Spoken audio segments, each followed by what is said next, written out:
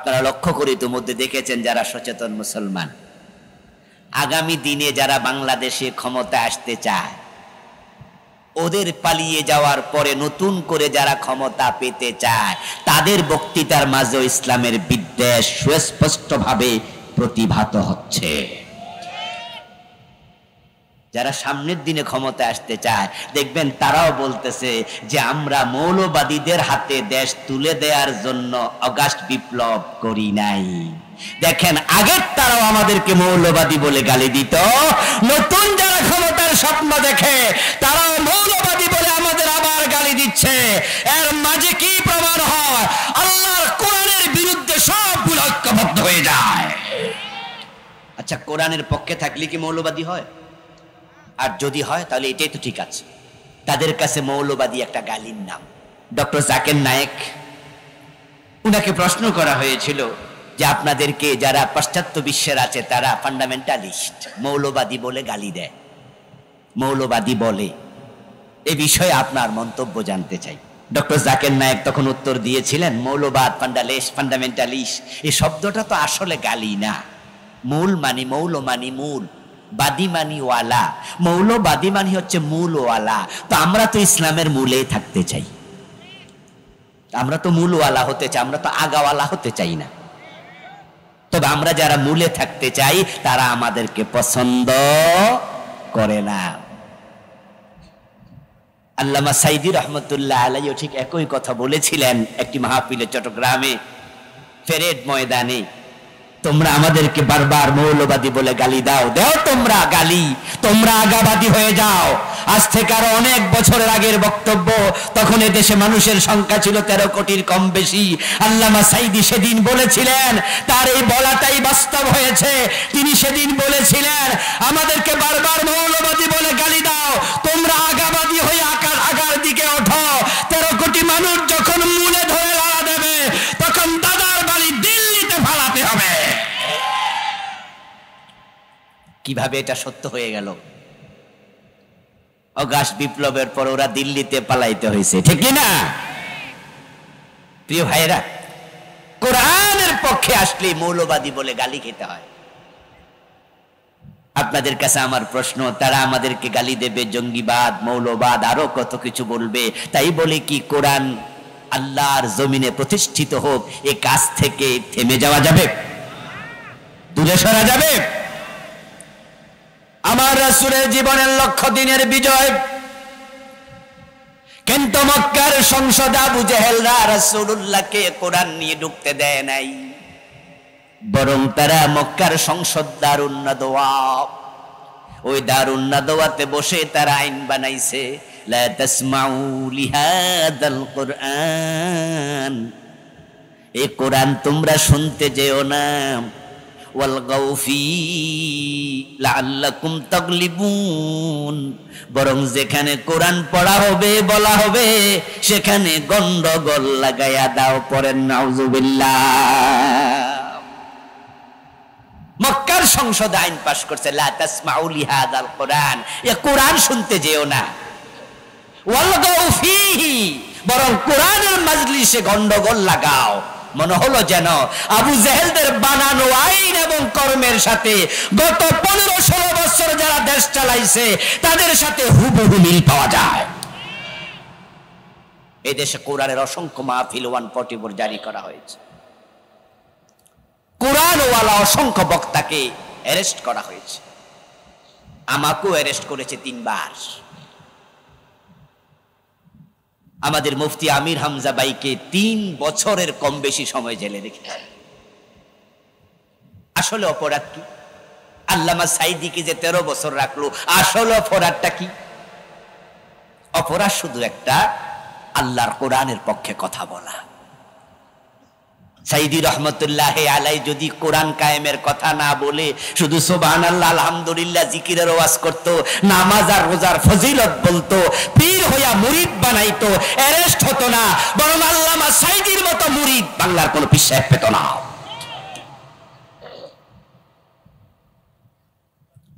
আমির হামজা ভাইকে অ্যারেস্ট করা হলো যখন, তার মামলার আরজি যখন আমরা পেলাম, উনার বিরুদ্ধে তারা যে সাবমিশন করলো, কারণগুলো দিল লিখিতভাবে, সেখানে পাওয়া গেল উনার ওয়াজ শুনে নাকি উদ্বুদ্ধ হইয়া কে বা কারা তলোয়ার দিয়া সংসদ ভবন ভাঙতে গেছে।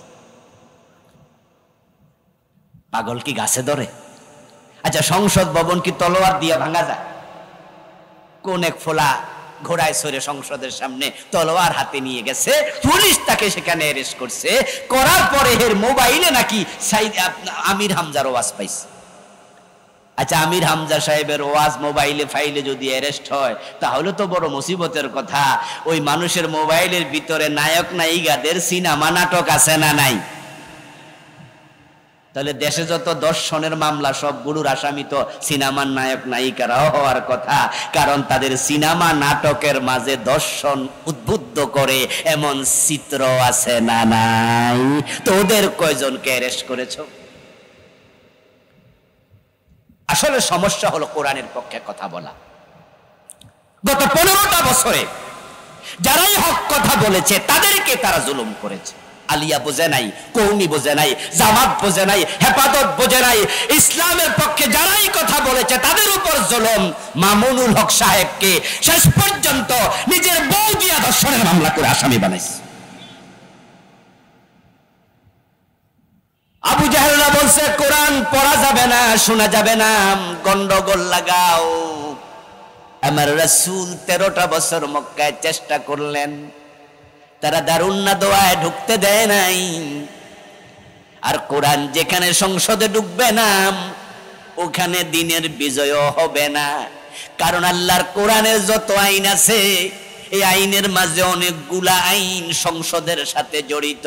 কিছু আইন আছে ব্যক্তির সাথে জড়িত, যেমন নামাজ পড়ো, এটা ব্যক্তির কাজ, কিন্তু যখন আজান হবে দোকান বন্ধ করার আইন করো, ওই আইন ব্যক্তির কাজ না রাষ্ট্রের কাজ।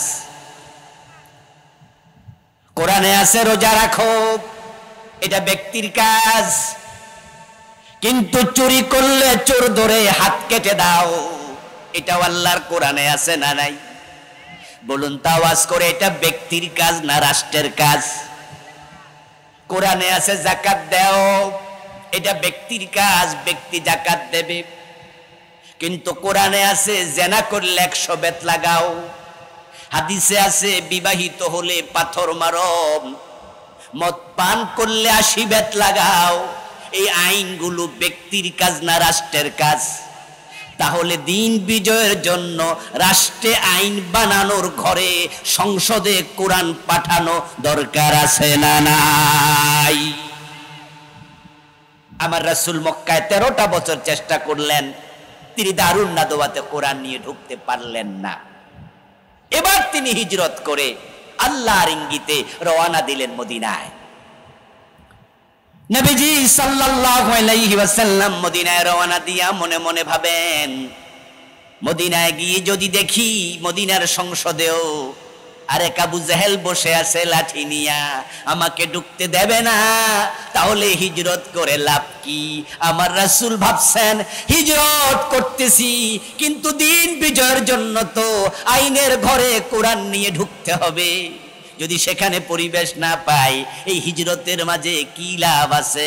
আমার রাসূলের মনের দিকে তাকায়া, দিলের দিকে তাকায়া আল্লাহ তাআলা কোরআনের আয়াত নাজিল করে দিলেন, ওয়াকুর রাব্বি আদখিলনি মুদখালা সিদকিন ওয়া আখরিজনি মুখরাজা সিদকিন ওয়াজআলনি মিন লাদুনকা সুলতানান নাসীরা। হে রাসূল, আপনি আমার কাছে দোয়া করেন, ও আল্লাহ আমাকে যথাযথভাবে মক্কা থেকে বের করে নাও, যথাযথভাবে সেখানে পৌঁছিয়ে দাও যেখানে আমি যাচ্ছি, তারপরে যেখানে যাব ওয়াজআলনি মিন লাদুনকা, তোমার পক্ষ থেকে আমাকে দাও সুলতানান নাসীরা, রাষ্ট্র ক্ষমতা। সুলতান প্রেসিডেন্টকে বলে, এমন প্রেসিডেন্সি পাওয়ার দাও, রাষ্ট্র ক্ষমতা দাও, নাসিরা, যেটা আমাকে দ্বীনি আইন বানানোর জন্য সাহায্যকারী হবে। রাসূলুল্লাহ আল্লাহর কাছে রাষ্ট্র ক্ষমতা চাইলেন। আল্লাহ কোরআনের আয়াত নাজিল করে রাসূলকে শিখালেন, রাসূলে দোয়া করলেন, আল্লাহ রাস্তায় থাকতে দোয়া কবুল করে ফেললেন। নবীজি মদিনায় যাইতে দেরি, মদিনার লোকেরা আউস খাজরাজ, বনু নজির, বনু কুরাইজা, বনু কাইনুকা, মদিনার মুশরিক, মদিনার মুমিন সবাই মিলে একসাথ হইয়া রাসূলুল্লাহকে কাঁধে তুলে নাচতে নাচতে ঘোষণা করে দিল, এখন থেকে মদিনার প্রেসিডেন্ট হবেন আপনি, মুহাম্মাদুর রাসূলুল্লাহ সাল্লাল্লাহু আলাইহি। আল্লাহর নবী মদিনায় ঢুকলেন, সংসদে কোরআন ঢুকে গেল। আল্লাহর নবীকে আল্লাহ তাআলা যে আয়াতে রাষ্ট্র ক্ষমতা চাইতে শিখালেন, সেই আয়াতটা অদ্যবধি আল্লাহর কোরআনে আছে না নাই? তাহলে আল্লাহর কাছে রাষ্ট্র ক্ষমতা চাওয়া কি অপরাধ নাকি সুন্নত? শিখাইছেন কে? দোয়া করছেন রাসূল নিজে, ওয়াজআলনি মিন লাদুনকা সুলতানান নাসিরা। এখন আপনাদের কাছে আমরা হুজুররা খারাপ মানুষ। কোন হুজুর খারাপ মানুষ? যেই হুজুর রাষ্ট্র ক্ষমতার ওয়াজ করে। আর কোন হুজুর যদি চেয়ারে বসে বলতে পারে আমরা ক্ষমতা চাই না, আপনারা কোন হুজুরের কোনো লোভ নাই, এটাই আসল হুজুর, ঠিক না? বাংলাদেশের একটা শ্রেষ্ঠ মাদ্রাসা, বর্তমান আলিয়া জগতে যদি আমি 3টা মাদ্রাসার নাম বলি, ওই 3টার মাঝে 3-এর 1 হবে। আমি নামটা বলবো না, ফেলবেন।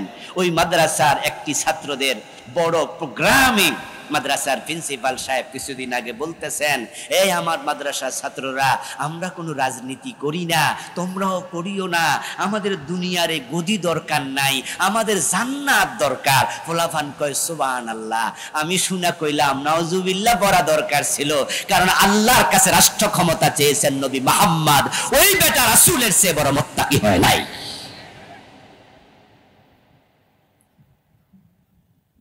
আল্লাহর নবী আল্লাহর কাছে রাষ্ট্র ক্ষমতা চায়, আর উনি বলতেছে উনি রাষ্ট্র ক্ষমতা চায় না। তাহলে উনার কথাটা রাসূলের সাথে মিল না অমিল? এখন প্রশ্ন, আমার রাসূল রাষ্ট্র ক্ষমতা কেন চেয়েছে? আমার রাসূল তো নিজের পকেট ভারী করার জন্য, পেট পুরানোর জন্য রাষ্ট্র ক্ষমতা চান নাই। তিনি রাষ্ট্র ক্ষমতা চেয়েছেন আল্লাহর কোরআনের ফৌজদারি বিধানগুলা কায়েম করার জন্য। এই যে আমরা আজকে এখানে ওয়াজ করতেছি, সবাই মিলে যদি চিৎকার দিয়া সুদের বিরুদ্ধে ওয়াজ করতাম, এই দেশে সুদ বন্ধ করতে হবে, আপনারা এখানে 400-500 মানুষের কম বেশি আছেন, সবাই চিৎকার দিয়া যদি বলেন যে আমরা সুদের বিপক্ষে আছি, এখানে কামিল মাদ্রাসার প্রিন্সিপাল, মুহাদ্দিস, বড় বড় আলেমরাও আছেন, এখন আমরা চিৎকার দিয়া বললে কি সুদ বন্ধ হবে?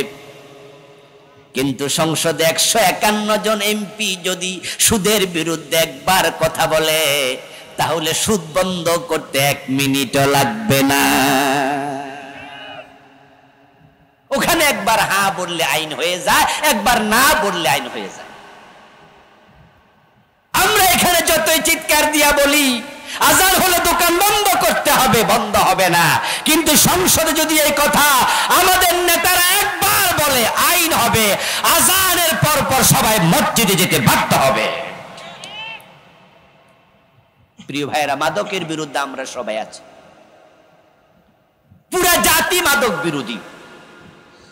আমি মাঝে মাঝে দেখি মাদকের বিরুদ্ধে বক্তৃতা দিতে গিয়া আমাদের নেতারা যখন কথা বলে, সুবহানাল্লাহ, আমাদের স্বরাষ্ট্রমন্ত্রী সাবেক আসাদুজ্জামান খান কামাল, উনি সংসদে প্রায় বলতেন আমাদের সরকার মাদকের ব্যাপারে 0 টলারেন্স নীতি অবলম্বন করছে, কোনো ছাড় নাই। বিভিন্ন মাহফিলে গেলে নেতারা মাঝে মাঝে আমাদের কানের কাছে এসে বলতো, হুজুর যুবকদের চরিত্র শেষ, হুজুর ওয়াজের মাঝে মদের বিরুদ্ধে 5 মিনিট হইল কইেন, যুবকদেরকে রক্ষা করা যাচ্ছে না। আমি তখন বুঝি, আরে এই নেতা মদের বিরুদ্ধে কত শক্ত অবস্থানে আছে, স্বরাষ্ট্রমন্ত্রী শক্ত অবস্থান, এমপি, মন্ত্রী, ওসি, টিওনু, পুলিশ সব মদের বিরুদ্ধে। এরপরও ইয়াবা নাকি চালান আসে, কোটি কোটি ফিজ একসাথে, তো খায় কেডা? ঘটনাটা কি? মাদক কেন বন্ধ হয় না? কারণ হচ্ছে তারা মুখে যা বলে অন্তরে সেটা লালন করে না। এই 54 বছরে মাদক বন্ধের জন্য রাষ্ট্র কোন গুরুত্বপূর্ণ একটা অফিস পর্যন্ত খোলে নাই।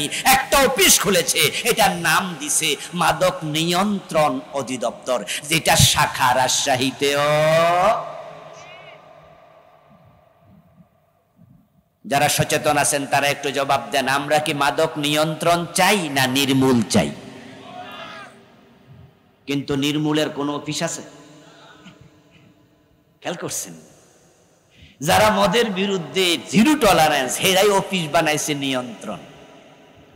গাড়ি যখন 80 কিলোমিটার 100 কিলোমিটার বেগে ড্রাইভার চালায়, তখন আমরা যাত্রীরা বলি, এই ড্রাইভার সাহেব গাড়ি নিয়ন্ত্রণে চালাও। নিয়ন্ত্রণ মানে কি স্টার্ট বন্ধ করে বইয়া থাক, মানে আমরা বুঝাই যে 40, 50, 60 চালাও। তো যারা অফিস বানাইছে হেরা মাদক ছোরা কারবারিরে বুঝাইছে আমরাও নির্মূল করবো না, আমরা নিয়ন্ত্রণ অফিস বানাইছি, মাদক নিয়ন্ত্রণ অধিদপ্তর। এর মানে কিছু কিছু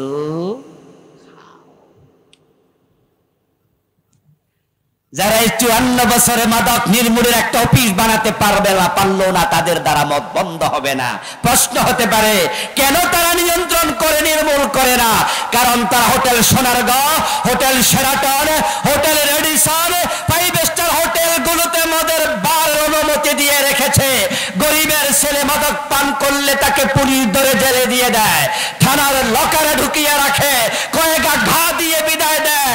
আর ধনীর ছেলে সোনারগাঁ শেরাটনে গিয়ে মদ খায়া মহিলা নিয়ে চালাচালাচি করে, ওখানে সেলুট দেয়।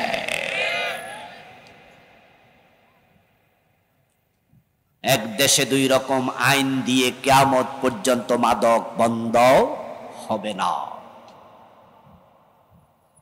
বরং হযরত ওমরের মতো 80 বেতের ব্যবস্থা করো। হযরত ওমরের ছেলে আবু শামা মদ পান করেছে, হযরত ওমর নিজের ছেলেটাকে পর্যন্ত রেহাই দেন নাই। কবি নজরুল চমৎকার ভাবে বলেছেন, মদ্যপানের অপরাধে প্রিয় পুত্রকে নিজ করে মেরেছ দৌড়া, মরেছে পুত্র তোমারই চোখের পরে। প্রিয় ভাইরা, দিন যদি বিজয় হয়ে যায় তাহলে ইসলামী আইনগুলো সমাজে চালু হবে। সিনেমার বিরুদ্ধে আজ আর করা লাগবে না। কত আজ আমরা করেছি, সিনেমা বন্ধ হয় নাই, বরং এমন বাড়ছে। আগে সিনেমা দেখার জন্য হলে যাওয়া লাগতো, এখন আর হলে যাওয়া লাগে না। যুবকদের হাতের ভিতরে সিনেমা হল আছে না নাই? এখন সিনেমা হল হাতের মুঠোয়। কেমনে বন্ধ করবেন? কেমনে বন্ধ করবেন? এই বন্ধের জন্য ওয়াজ না, আলোচনা না, এটার জন্য আইন দরকার। সংসদে আইন পাস হবে, এই সিনেমা বন্ধ হতে একদিনও লাগবে না। আমাদের দেশে যে সিনেমা, যে নাটকগুলো রিলিজ পায়, এগুলো অনুমোদনের জন্য একটা অফিস আছে, যেখানে 4-5 জন লোক বসে আছে, যাদের সিগনেচার ছাড়া কোনো সিনেমা বের হতে পারে না। জানেননি আপনারা? ওইটারে কয় সেন্সর বোর্ড। ওই সেন্সর বোর্ডে কিছু কর্মকর্তা আছে, আগে সিনেমাটা বানাইয়া তার একটা সফট কপি তাদের হাতে দিতে হয়। তারা এটা ফার্স্ট টু লাস্ট দেখে, দেখার পরে তারা যদি মনে করে যে না, এই এই দৃশ্যের কারণে এই সিনেমা রিলিজ দেয়া যাবে না, তখন তারা বলে দেয় তোমার এই দৃশ্যগুলো বাদ দাও, তারপরে আবার জমা দাও। তারা স্যাটিসফাইড না হলে তারা রিলিজ দেবে না, সিগনেচার করবে না, এটা আলোর মুখ দেখবে না। ওই সেন্সর বোর্ড বাইতুল মুকাররমের খতিবকে বসায়া দাও, সেখানে ইসলাম ওয়ালা দিয়ে 6 জন আলেম বসায়া দাও, সেন্সর হবে না, কোন বাজে সিনেমা রিলিজ পাবে না। এটা একবারে সহজ সহজ সিনেমা বন্ধ করা। আজ থেকে 4-5 বছর আগে তারা ইফটিজিং এর বিরুদ্ধে আইন বানাইছে। আইন বানায়া বিভিন্ন মিছিল করলো, এ করলো, সে করলো। কোন ছেলে যদি কোন মেয়ের দিকে তাকাইয়া চোখ টিপ দেয়, 6 মাসের জেল। যদি শীষ দেয়, ওড়না ধরে টান দেয়, 1 বছর জেল। এভাবে তারা বিভিন্ন রকমের শাস্তি দিয়া আইন বানাইছে। আমরা সাধুবাদ জানাই, ওয়েলকাম করি, ঠিক আছে, আমার মা, আমার মেয়ে, আমার বোন নিরাপদে চলুক, কেউ ডিস্টার্ব করবে না। করলে ইফটিজিং আইনে তার জেল হোক, আমাদের আপত্তি নাই। কিন্তু যে মেয়েরা পেট দেখাইয়া পিঠ দেখাইয়া চুল ছেড়ে লিপস্টিক দিয়া বুকের সৌন্দর্য দেখাইয়া ড্যাং ড্যাং করে হেঁটে যুবকদেরকে উত্তেজিত করবে, এই অশ্লীল পোশাকের বিরুদ্ধে আইন দরকার আছে না নাই? ওইটা কি করছে? ওইটা আবার করেন। ও প্রিয় ভাই, বিড়ালের সামনে ভাজি মাছ রাইখা তারপরে আপনি যদি বিড়ালরে আইন করেন যে এই বিড়াল তুমি মাছ খাইলে 6 মাস জেল, বিড়ালের কথা শুনবো? আপনি মাছ ভাজি করে বিড়ালের সামনে ঢাকনাবিহীন রেখে দেবেন আর আপনি বিড়ালের বিরুদ্ধে আইন বানাবেন, আপনি তো ব্যাককল। বিড়াল তো এই কথা বেশিক্ষণ শুনবে না। আপনি হাতে লাঠি নিয়ে বিড়ালকে বললেন, বিড়াল বেয়াই আসছে বাসায়, আসছে পুতরা, আত্মীয় স্বজন 8-10 জন, যে মাছ ইলিশ মাছ আনছে 8-10 টুকরা আসছে, বেশি না, মেহমানদেরকে দিতে হবে, বিড়াল তুই খাইস না। মাইক হাতে নিয়ে ওয়াজ করলে বিড়ালে শুনবো? আরে ভাই, আপনার মাছ যদি আপনি হেফাজতে রাখতে চান তাহলে আপনি ডেক্সিতে রেখে ঢাকনা লাগাইয়া দেন, ওয়াজ লাগবে না, মাছ এমনি হেফাজত। যুবতীরা রাস্তায় হাঁটবে বেপরদা অর্ধলঙ্গ হয়ে, পেটের সৌন্দর্য, পিঠের সৌন্দর্য, বুকের সৌন্দর্য দেখাবে। ও যুবক তাদের দিকে দেখার পর তাদের জিহ্বায় পানি আসবে, লোলুপ দৃষ্টিতে তাকাবে। ওই সুন্দরী নারীকে হাতের কাছে না পেয়ে তখন আরেকটা নারীর উপর ঝাঁপিয়ে পড়বে। ওই রাস্তায় উত্তেজিত হওয়া যুবকটা ঘরে ফিরে গিয়া ওই ছোট্ট মেয়েটার উপরে হায়নার মতো ঝাঁপিয়ে পড়ে, তাকে উত্তেজিত করেছে রাস্তার আরেকটা অর্ধলঙ্গ নারী। এই জন্য ইফটিজিং এর বিরুদ্ধে যেমন আইন দরকার, অশ্লীল পোশাক পরলেও তাদের বিরুদ্ধে জেলের আইন দরকার।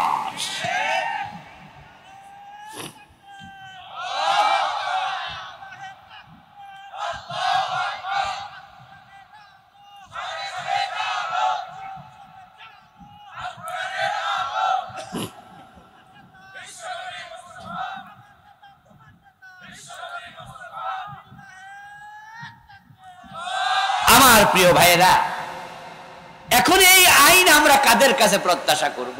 এই ইফটিজিং এর বিরুদ্ধে আইন যারা বানাইছে, অশ্লীল পোশাকের বিরুদ্ধে তারা কি আইন বানাবে? উত্তর হলো বানাবে না, কারণ তারা নিজেরাই তো অশ্লীল পোশাক পরে সংসদে ঢোকে।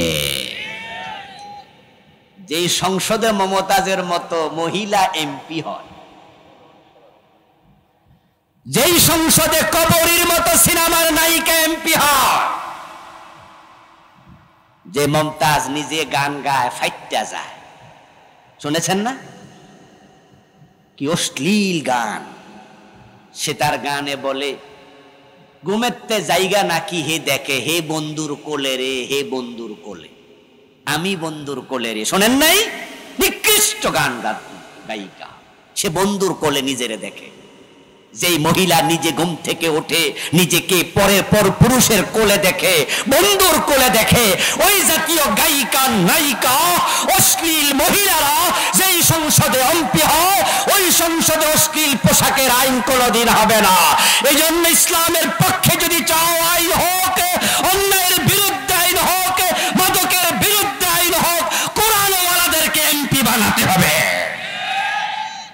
নেতা বানাতে হবে। সে স্বপ্ন আমরা দেখছি। আগস্ট বিপ্লবের মাধ্যমে সে স্বপ্ন আল্লাহ তাআলা আমাদেরকে দেখাচ্ছেন। আলহামদুলিল্লাহ, বাংলাদেশ নতুনভাবে জেগে উঠেছে। মানুষের বানানো সংবিধান এই 54 বছর আমাদেরকে শান্তি দিতে পারেনি, মুক্তি দিতে পারেনি, বরং এই সংবিধানের দোহাই দিয়া তারা দেশের টাকা চুরি করে কানাডায় বেগমপাড়া বানিয়েছে। হাজার হাজার কোটি টাকা দেশ থেকে তারাও বিদেশে পাচার করেছে। ইসলামী ব্যাংকের 18টি শাখা থেকে এস আলম গ্রুপ একাই বিদেশে পাচার করেছে 80,000 কোটি টাকা। তাদের পুলিশের সাবেক আইজিপি বেনজির, তার সম্পদের টোটাল অঙ্ক নাকি 10,000 কোটি টাকা। ওরা কখনোই চোর ধরে হাত কাটার আইন করবে না, ওরা কখনো মাদকের বিরুদ্ধে আইন করবে না, কারণ তারা জানে চোর উপরে হাত কাটার আইন করলে তাদের অনেকের নিজের হাত থাকবে না। যদি আমরা চাই দেশের সম্পদ রক্ষা করতে, দেশটাকে সুখী সমৃদ্ধশালী দেশ বানাতে, তাহলে অবশ্যই সৎ মানুষদেরকে নেতা বানাতে হবে। এই সংবিধান ব্যর্থ হয়েছে তা প্রমাণিত। তাই কথা উঠেছে এই সংবিধান নতুন করে লিখো। অন্তর্বর্তীকালীন সরকার উদ্যোগ নিয়েছে, কেউ কেউ সংবিধান সংস্কার করার দাবি তুলেছে যে সংবিধান সংস্কার করতে হবে। কেউ কেউ বলছে সংস্কার নয়, নতুন করে লিখতে হবে। আমাদের দাবি হলো সংস্কার নয়, নতুন করে লিখাও নয়, এই সংবিধান সরাইয়া সরাসরি আল্লাহর কোরআনকে সংবিধান বানাতে হবে। আল্লাহর কোরআন সংবিধান হোক, আপনারা চান কিনা?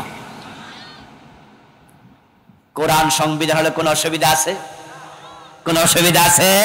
বরং কোরআন যদি সংবিধান হয়, ইনশাআল্লাহ আমরা এমন একটি দেশ ফিরে পাবো যেটা হযরত ওমর পৃথিবীকে উপহার দিয়েছিলেন।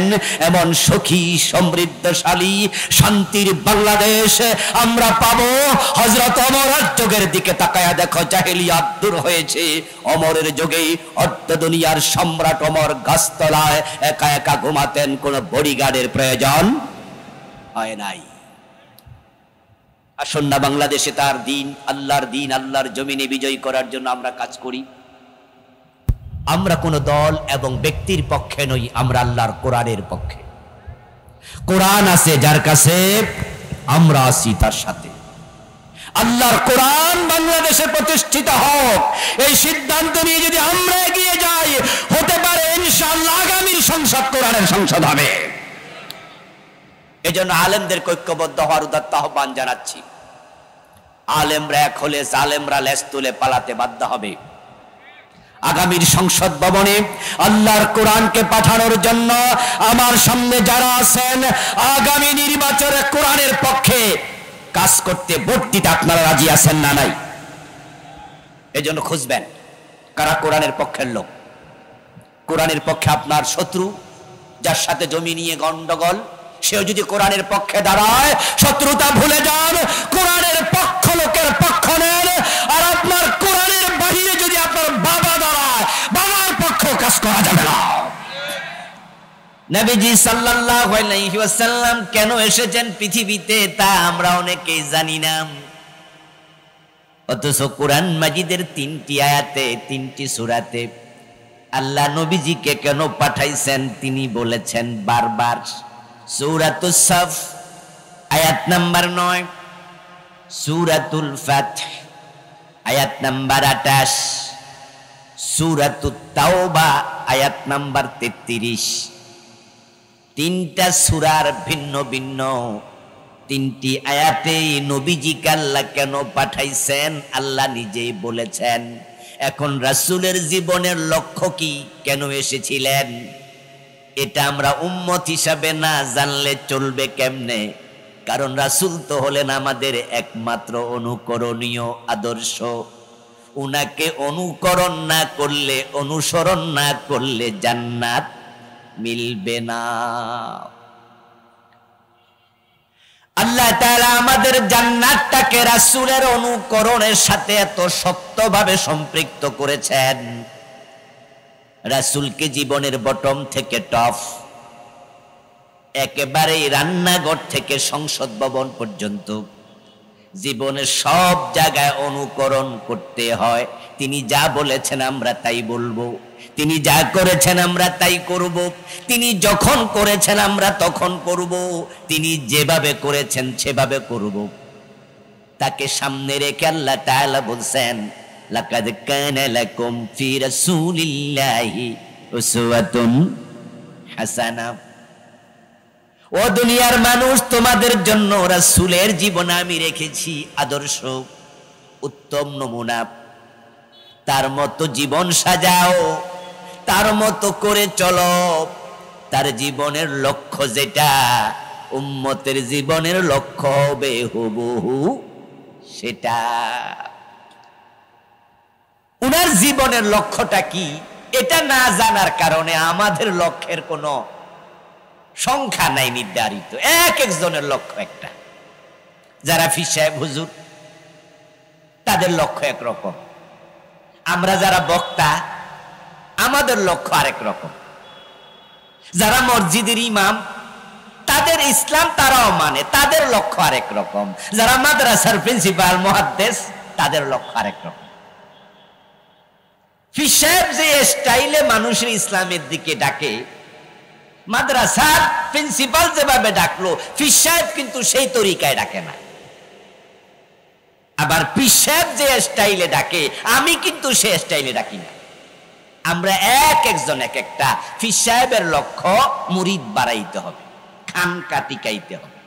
দেশে ইসলাম থাকুক আর না থাকুক, কিন্তু আমার ফিরালি যেন না ছোটে, এমন ভাবে আমি কায়দা কানুন করে দেশে চলবো যেন আমার দরবারে কোন রকমের আঘাত না আসে। এজন্য আপনারা দেখেছেন গত 15-16 বছরে কত হুজুর জেল খাটছে, কিন্তু কয়জন পীর সাহেব জেল খাটছে? আপনাদের রাজশাহী অঞ্চলে পীর সাহেব আসেনি? মনে হয় তুলনামূলক কিছু কম আছে, কম। বাংলাদেশে পীর আছে কয় লাখ আমরা জানি না, কেউ কেউ বলে যে 2 লাখের বেশি।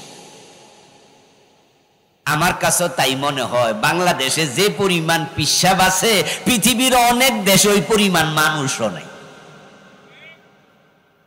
আমাদের মানিকগঞ্জ একটা জেলা আছে ঢাকার পাশে, নাম শুনছেন নি আপনারা? ওই মানিকগঞ্জ জেলায় প্রতি বাড়িতেও নাকি 2-3 জন পীর আছে, এমন বাড়িও আছে।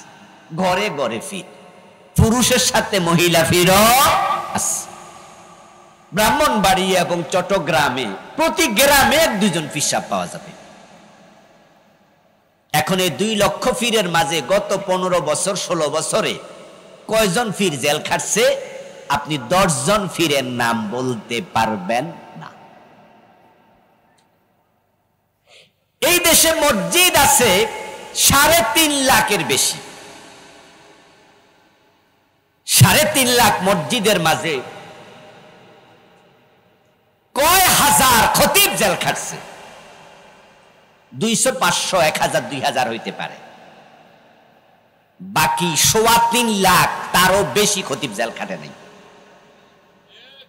বক্তা কতজন জেল খাটছে? বক্তা আছে 10,000, জেল খাটছে 200, 300, 500, বাকিরা কাটলো না।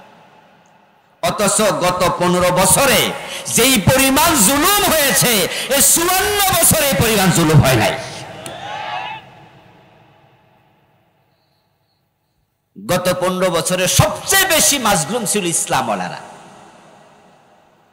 তো পীরও ইসলামওয়ালা, বক্তাও ইসলামওয়ালা, খতিবও ইসলামওয়ালা, প্রিন্সিপাল। বাংলাদেশে মাদ্রাসা যদি 50,000 থাকে, 50,000 মাদ্রাসায় 50,000 প্রিন্সিপাল আছে, হয়তো 200-র বেশি জেল খাটে নাই। বাকি 49,800 প্রিন্সিপাল জেল খাটলো না। কারণটা কি? 200 খাটলো, 2000 পীর, 1000 পীর খাটলো, 200 বক্তা খাটলো, বাকিরা খাটলো না। এর কারণ হচ্ছে যে আমরা অনেকেই কিভাবে পিঠ বাসে, পেট বাসে এটাকে প্রাধান্য দিয়েছি, নবীজির জীবনের লক্ষ্যকে প্রাধান্য দেই নাই। আমি বক্তা, আমার লক্ষ্য হলো এমন ওয়াজ করমু আমার মাহফিলে যেন 144 জীবনেও জারি না। আমার ওয়াজ শুনে আওয়ামী লীগও খুশি, বিএনপিও খুশি, জাতীয় পার্টিও খুশি। আপনারা তো খুশি, হুজুর এত সুন্দর ওয়াজ করে, কারো গায়ে লাগে না, এই হুজুরের বিরুদ্ধে মামলা হইব? আমার বন্ধু রাসূলুল্লাহ সাল্লাল্লাহু আলাইহি ওয়াসাল্লামের জীবন পর্যালোচনা করে দেখুন, নবীজির মতো মহামানব কাঁচা দাঁত ভেঙে ফেলেছে। আমার রাসূলকে মক্কার যেই মানুষগুলো আল-আমিন আস-সাদিক বলেছে, সেই মানুষগুলো রাসূলুল্লাহকে নবুয়তের 7ম সনে জেলে ঢুকাইছে। 10ম সন পর্যন্ত 3 বছর জেলে রাখছে। ওই শিবে আবি তালব নামক বন্দিশালায় আমার রাসূলকে খাবারের পানিটা পর্যন্ত সাপ্লাই দেয় নাই। নবীজি এবং তার পরিবারের সদস্যরা খাবারের অভাবে, পানীয়ের অভাবে গাছের ছাল বাকল লতা পাতা খেয়েছে। আমার রাসূল 3 বছরের জেলখানার কয়েদি ছিলেন। তায়েফে রাসূল কেমন ভাবে পাথর মেরেছে, নবীজি সাল্লাল্লাহু আলাইহি ওয়াসাল্লামের শরীরে একটা পশমের জায়গা বাকি ছিল না যেখানে রক্তের দাগ লাগে নাই। আমার রাসূলকে মারে, দাঁত ভাঙ্গে, জেলে দেয়। উহুদে তো রাসূলের মাথায় হেলমেট ঢুকে তিনি 3 ঘন্টা বেহুশ ছিলেন।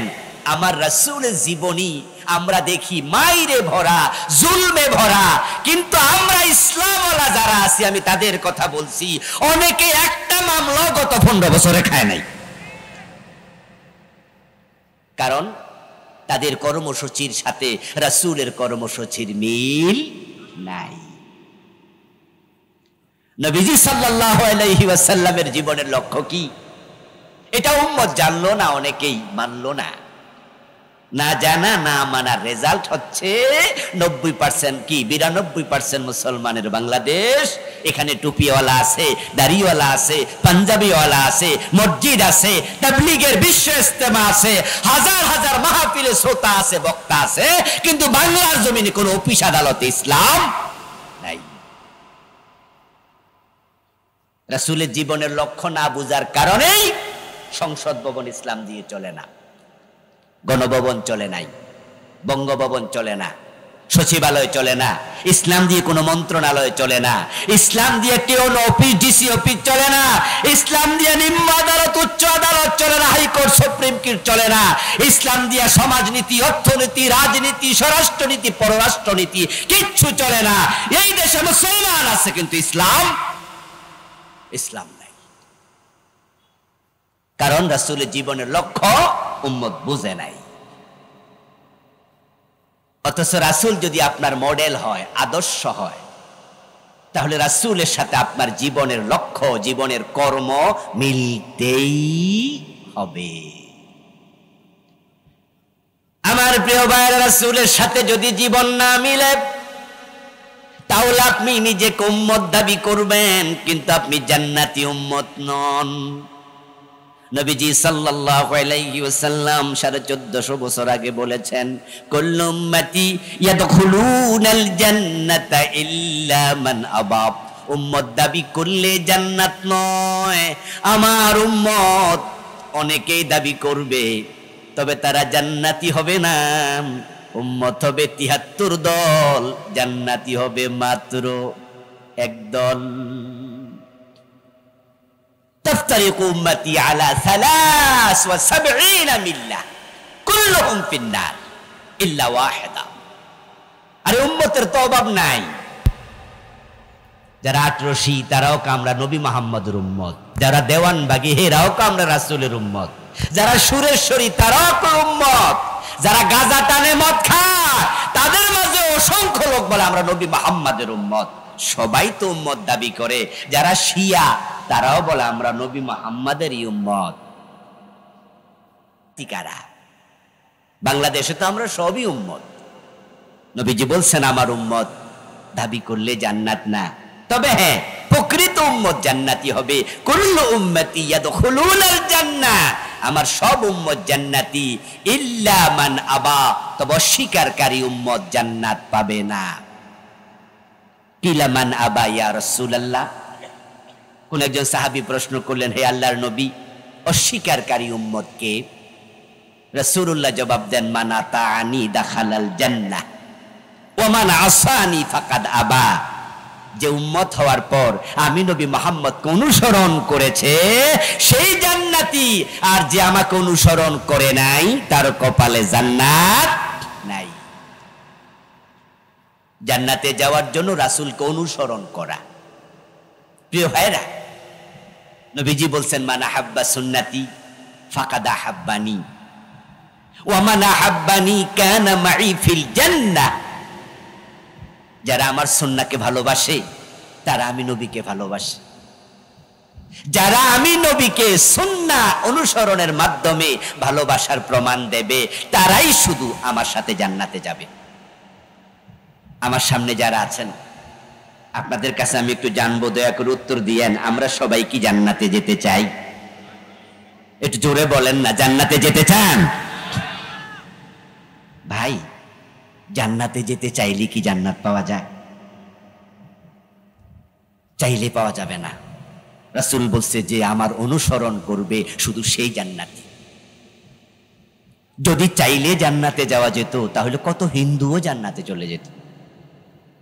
আপনাদের রাজশাহী গেলে দেখবেন অনেক হিন্দু দোকানদার আছে যারা মরা বাবার ছবি দোকানের ওয়ালে লাগাইয়া দেখবেন যে ছবির মাঝে লিখে রাখে স্বর্গীয় সত্যেন্দ্র নারায়ণ দত্ত, স্বর্গীয় দুলাল চন্দ্র ভৌমিক, স্বর্গীয় বাবুল সদাগর, এরকম লেখা আছে না? দেখেন নাই?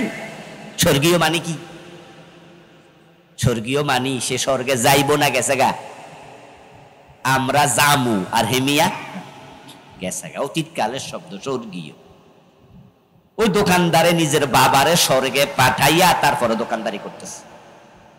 জান্নাতে যাওয়ার কত শখ, স্বর্গ এবং জান্নাত জিনিস কিন্তু একটা, নামে পার্থক্য। আরবিতে বলে জান্নাত, বাংলায় বলে বাগান, ইংরেজিতে বলে হেভেন, ফার্সিতে বলে বেহেশত, সংস্কৃতিতে বলে স্বর্গ। আবু বকর জান্নাতি, হযরত ওমর বেহেশতি, দুইজন কি দুই জায়গা? জিনিসটা একটাই। তো হিন্দু মিয়াদে লেখলো স্বর্গীয়, এর মানে বেহেশতি। হে তার বাবারে অলরেডি বেহেশতে পাঠাই দিস। স্বর্গে যাওয়ার কত শখ। এবার আপনাদের কাছে আমি জানবো, একটু বলেন আবার তো, কোন হিন্দু কি জান্নাতে গেছে? হ্যাঁ না জোরে কইতে হবে, বলেন। কোন হিন্দু জান্নাতে গেছে? যাওয়ার সম্ভাবনা আছে, কিন্তু শখ আছে না নাই? আমাদের সে কম না বেশি? বাহ, লেখা লাইছে অলরেডি। আমার সামনে যারা আছেন, যদি আমি আপনাকে জিজ্ঞাসা করি আপনার বাবার নাম কি, আপনি বলবেন আমার বাবার নাম অমক, আব্দুল জব্বার আব্দুল হাকিম। বেঁচে আছেন না মরে গেছেন? বললেন মারা গেছে। তা আমি বললাম তাহলে আপনি বলুন আমার বাবার নাম জান্নাতি আব্দুল হাকিম, জান্নাতি আব্দুল জব্বার।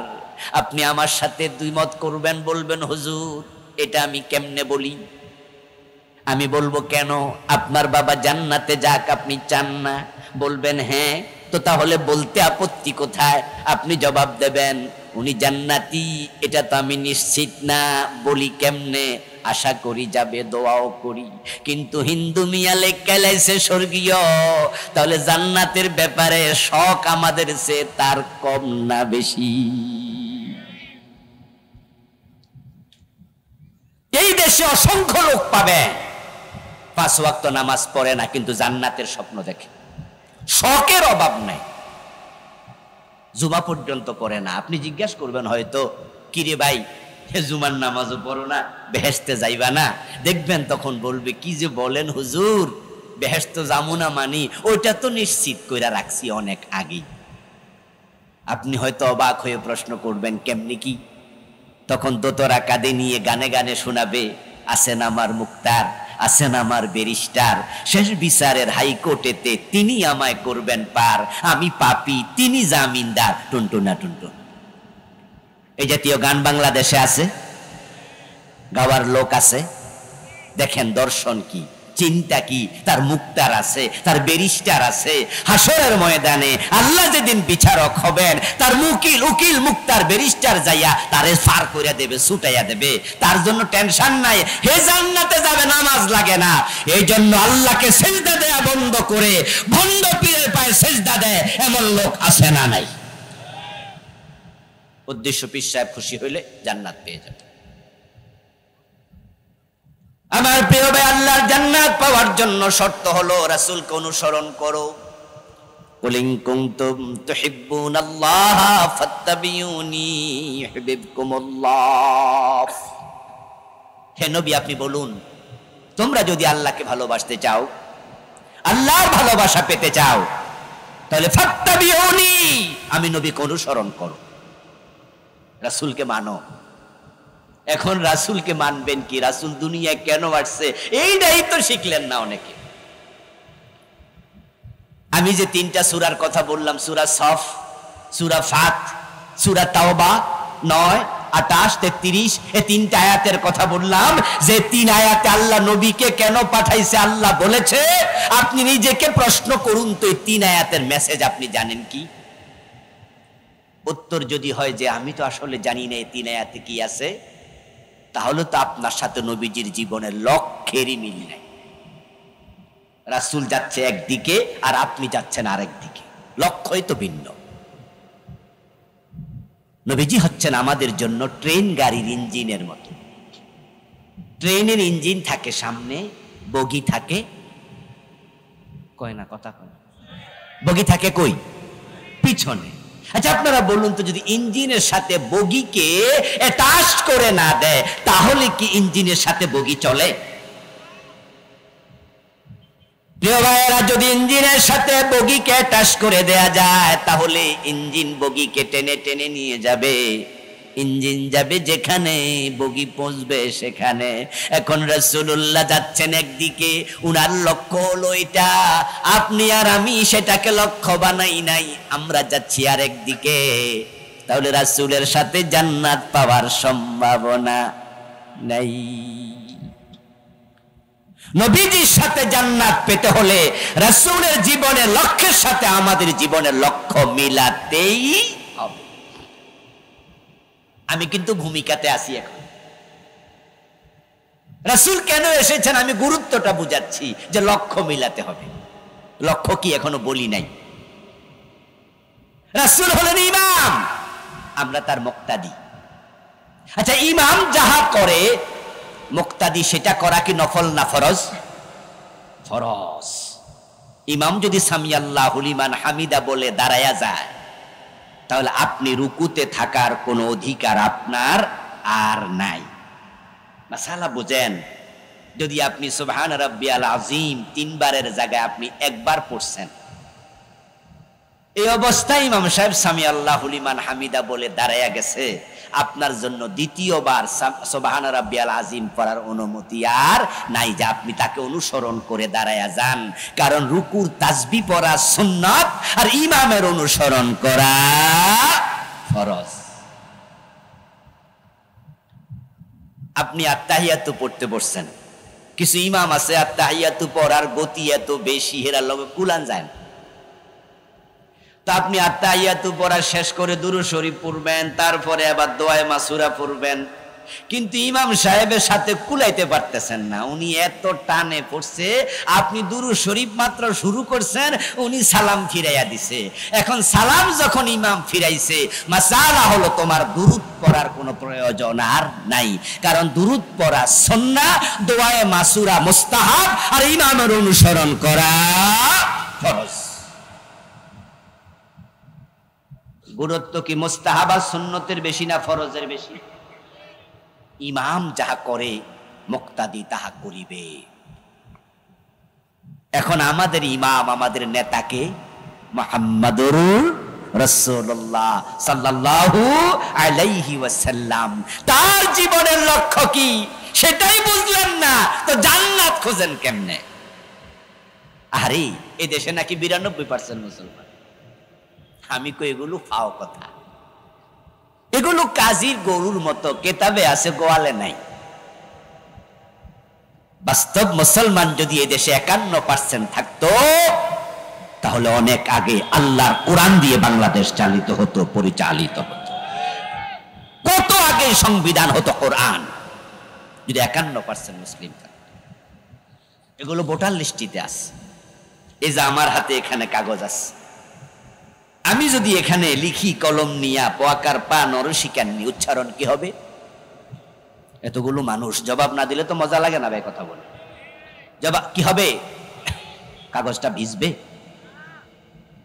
এখানে যদি লিখি সরাইয়া গরু সুগার গুদন্তান্ন, উচ্চারণ কি হবে? কাগজটা পুড়বে। কারণ লিখায় আছে, বাস্তবে নাই।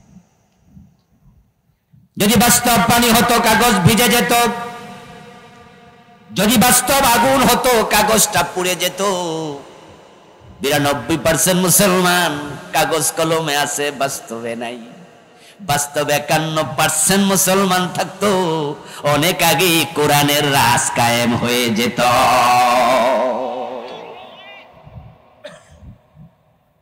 রাসূলুল্লাহর জীবনের লক্ষ্য কি আসুন এবার মূল আলোচনায়। আল্লাহ তাআলা বলছেন, হুয়াল্লাযী আরসালা রাসূলাহু বিল হুদা ওয়া দীনিল হক। তিনি আল্লাহ যিনি তার রাসূলকে দুনিয়ায় পাঠাইছেন বিল হুদা, হুদা মানি কোরআন। হাযা হুদা, এটাই হচ্ছে হুদা। ফামান তাবিআ হুদায়া ফালা খাউফুন আলাইহিম ওয়ালা হুম ইয়াহজানুন।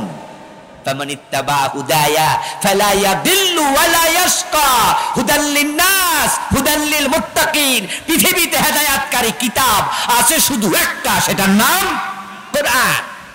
আমি কোরআন দিয়ে রাসূল পাঠাইছি, খালি হাতে পাঠাই নাই। ওহী আসার আগে আব্দুল্লাহর ছেলে মুহাম্মদ নিজেকে নবীও দাবি করেন নাই। ওই গারে হেরাতে যখন জিবরিল এসে বুকের সাথে 3 বার রাসূলকে জড়িয়ে ধরে চাপ মেরে সূরা আলাকের প্রথম 5 আয়াত নাজিল করেছে, ইকরা বিসমি রাব্বিকা এসেছে, তখন থেকে তিনি দাবি করছে আমি নবী, কোরআন দিয়ে আমি পাঠাইছি আমার নবীকে। আল্লাহ বলতেছে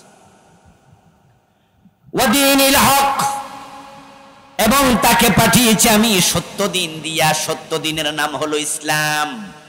আল ইসলামু হাক্কুন ওয়াল কুফরু বাতিল, ইন্নাদ দীনা ইনদাল্লাহিল ইসলাম। আমি আমার নবীকে ইসলাম দিয়েছি, ইসলাম দিয়ে পাঠাইছি। কেন পাঠাইছি এবার শোনো। লিইয়ুযহিরাহু আলাদ-দীনি কুল্লিহি, ইসলাম দিয়ে পাঠানোর কারণ শুধু একটা, আমি চাই আমার নবী জমিন ইসলামের বিজয় করে দেবেন।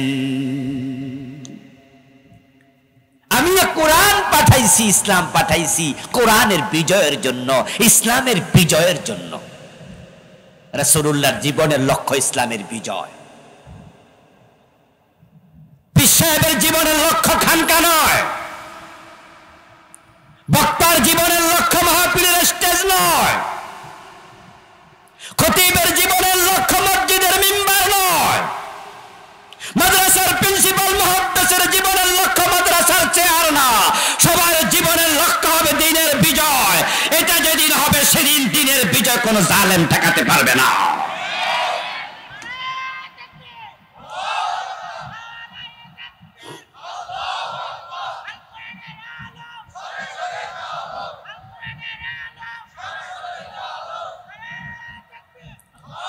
প্রিয় ভাইরা, আপনাদের রাজশাহী অঞ্চলে যে পরিমাণ মুসলমান আছে, বলুন তো এখান থেকে যদি অর্ধেক মুসলমানও বাংলাদেশে দিন বিজয়ের জন্য একসাথ হয়ে যায়, এই রাজশাহীতে দিনের বিজয় কেউ ঠেকাতে পারবে?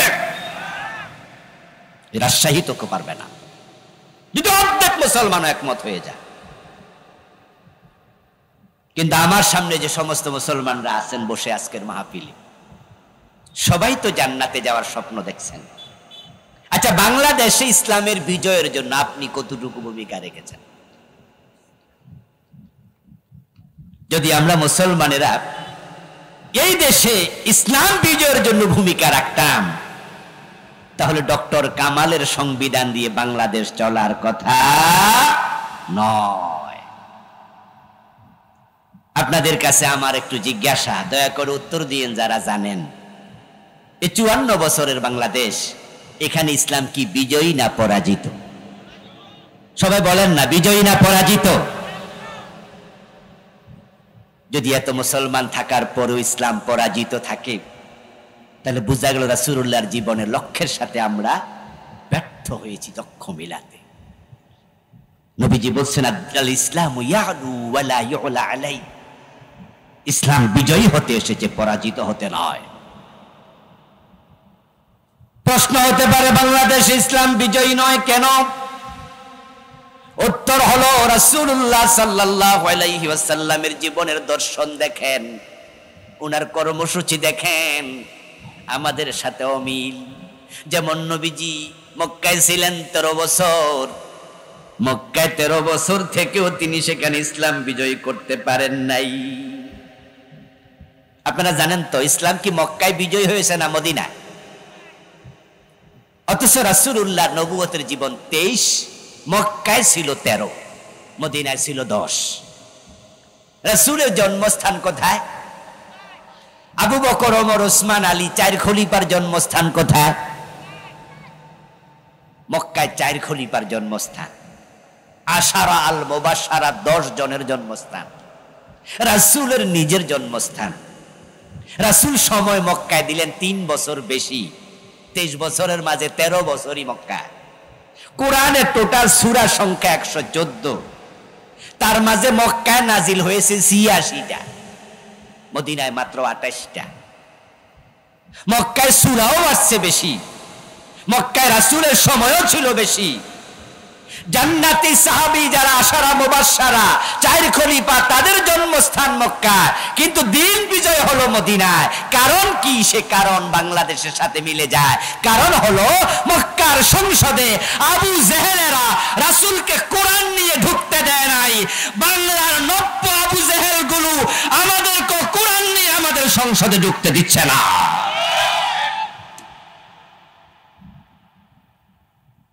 বরং আমরা যখনই কোরআন নিয়ে সংসদে ঢুকতে হবে, কোরআন ওয়ালাদেরকে ঢুকাতে হবে, কোরআনকে সংবিধান বানাতে হবে, এই কথাগুলো বলি, তখন তারা সবাই মিলে আমাদেরকে মৌলবাদী বলে গালি দেয়। যারা গত 15-16 বছর ক্ষমতায় ছিল, তারা তো শুধু মৌলবাদী আর জঙ্গিবাদী বলে নাই, তারা ইসলাম ওয়ালাদের বিরুদ্ধে মামলা দিয়েছে, তারা আমাদেরকে জেলে ভরেছে, তারা ফাঁসির মঞ্চে নিয়েছে। আল্লামা সাইদি রাহিমাহুল্লাহর মতো বিশ্ববিখ্যাত আলেমকে 13টা বছর বিনা দোষে জেলখানা রেখেছে, শেষ পর্যন্ত বিষ প্রয়োগে হত্যা করেছে। তারা চলে গেল 5ই আগস্ট বিপ্লবের মাধ্যমে।